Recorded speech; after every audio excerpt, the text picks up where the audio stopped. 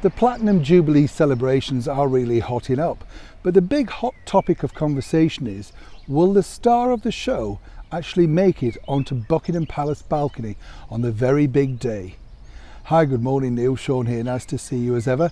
And as ever, welcome one and all brand new subscribers. Lovely to keep saying that, but thank you so much for taking the time out to tune in to this channel and making it the success that it is. Welcome to our community. We're a friendly group, so do get involved. Let me know what you think to the stories that are breaking out of London and across the United Kingdom. Back as ever though to your breaking royal story of the day.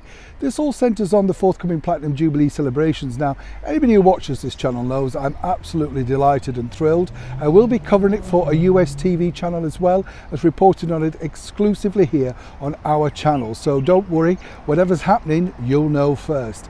What's interesting to know, you may have read these reports, is that Our Gracious Majesty the Queen apparently is not guaranteed to appear on the balcony appearance on that very special day. So let me give you some background to this. As we know, Our Gracious Majesty has had a few mobility issues, haven't we all? And I think what's interesting with that is that the public so really want to see her on that special day. It really would be the centrepiece, obviously. But for Her Majesty, you know, moving around, it's been very difficult over the last few months. But let me also quash a particular rumour that was put out there by a little known actor over here in the United Kingdom called Biggins, or Christopher Biggins. He announced on a TV show that Her Majesty was now using a wheelchair full time. Simply not the case, as we saw recently when she was meeting another dignitary inside Windsor Castle. She was also a little bit touchy about the infamous walking stick. It's vanity, you know, let's face it, girls, we all have it, right? And for someone like her, yes, she needs it as and when she needs it, but if you saw her with Princess Anne, who had to visibly force her to give it while stepping out the car, very brave of Anne, don't you think? It's just one of those things that Her Majesty doesn't like to do or to be seen with. But where do we stand on that balcony appearance? So let me tell you what we know. Well, what we can tell you is that while the media are saying there's no guarantees, of course there's no guarantees.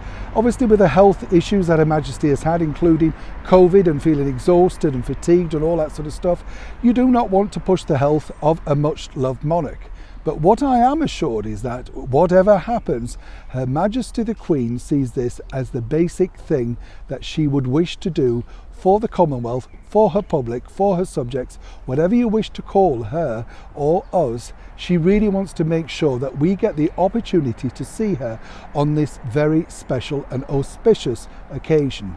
And she knows above all else, no one else will do to take her place on that day. Now, some might say, of course, there's two people over in California who jump at the opportunity to jump on the balcony.